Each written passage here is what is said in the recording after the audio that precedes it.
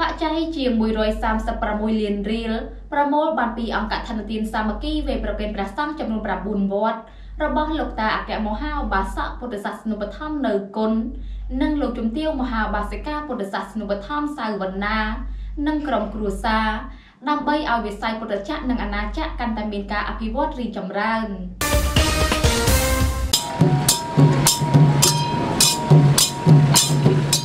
នៅថ្ងៃពុធពីកើតខែកដឹកឆ្នាំខាលចត្វាស័កពុទ្ធសករាជ2566ត្រូវនៅថ្ងៃទី26ខែតុលាឆ្នាំ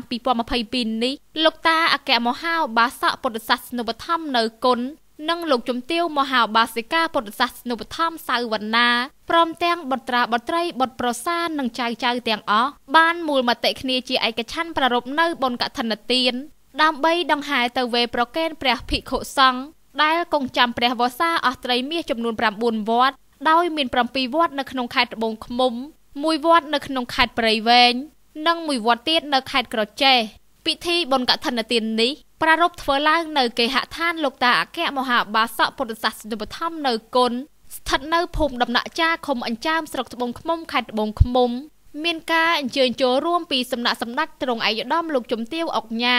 អភិបាលរងខេត្តត្បូងឃ្មុំអភិបាលរងក្រុងស្រុកប្រជាពុទ្ធបរិស័ទយ៉ាងអធិកអធម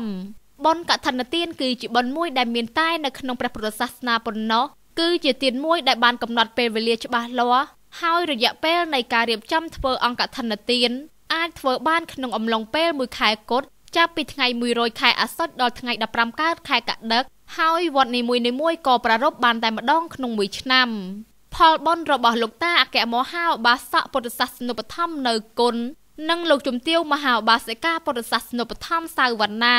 ឯកឧត្តមនាយឧត្តមសេនីយ៍គុណគីមទេសរដ្ឋមន្ត្រីទទួលបន្ទុកបេសកកម្មពិសេសនិងជាអនុប្រធានទី1គណៈកម្មាធិការជាតិគ្រប់គ្រងគ្រោះមហន្តរាយ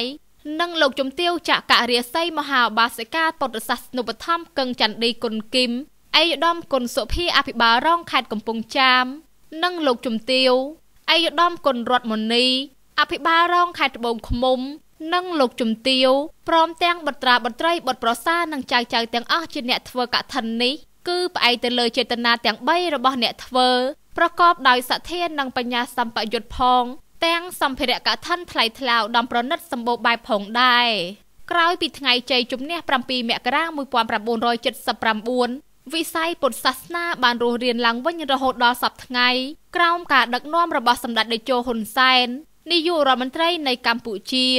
បានដឹកនាំប្រទេសជាតិឆ្ពោះទៅរកសុខសន្តិភាពនិងការអភិវឌ្ឍគ្រប់វិស័យមានទាំងវិស័យពុទ្ធចក្រនិងអាណាចក្រដោយធានាបាននូវស្ថិរភាពនយោបាយពន្លត់សង្គ្រាមរ៉ាំរ៉ៃបានទាំងស្រុងនិងទោះក្នុងកំឡុងការរាតត្បាតនៃជំងឺ Covid-19 ក្តីក៏កម្ពុជាជំនះបានដោយជោគជ័យវត្តអារាមនិងវិស័យព្រះពុទ្ធសាសនាមានតួនាទីយ៉ាងសំខាន់នៅក្នុងសង្គមខ្មែរជាទីកន្លែងអប់រំក្នុងការលើកកម្ពស់ការយល់ដឹងអំពីតម្លៃសីលធម៌និងឥរិយាបថក្នុងសង្គមដោយសទ្ធាជ្រះថ្លារបស់លោកតាអគ្គមហាឧបាសកពុទ្ធសាសនូបត្ថម្ភនៅគុណ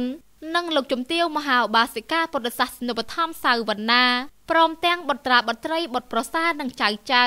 ដើម្បីជាការចូលរួមចំណែកលើកស្ទួយវិស័យពុទ្ធចក្រនិងអាណាចក្រព្រះពុទ្ធសាសនាគឺជាសាសនារបស់រដ្ឋដែលបន្តកេរដំណែលតាំងពីបុរាណកាលមកទុកសម្រាប់កូនចៅជំនាន់ក្រោយតរៀងមកដល់ពេលបច្ចុប្បន្ននិងបានបង្ហាញពីវប្បធម៌ប្រពៃណីរបស់ខ្មែរតាំងពីយូរយារណាស់មកហើយដែលនេះជាកម្លាំងសាមគ្គីក្នុងការចូលរួមជាមួយរាជរដ្ឋាភិបាលក្នុងការកសាងប្រទេសកម្ពុជាឲ្យមានការរីកចម្រើនទៅមុខកម្មវិធីបុណ្យនៅថ្ងៃពុធពីកើតខែកដឹកឆ្នាំខាលចត្វាស័កពុទ្ធសករាជ2566ត្រូវនឹងថ្ងៃទី26ខែតុលាឆ្នាំ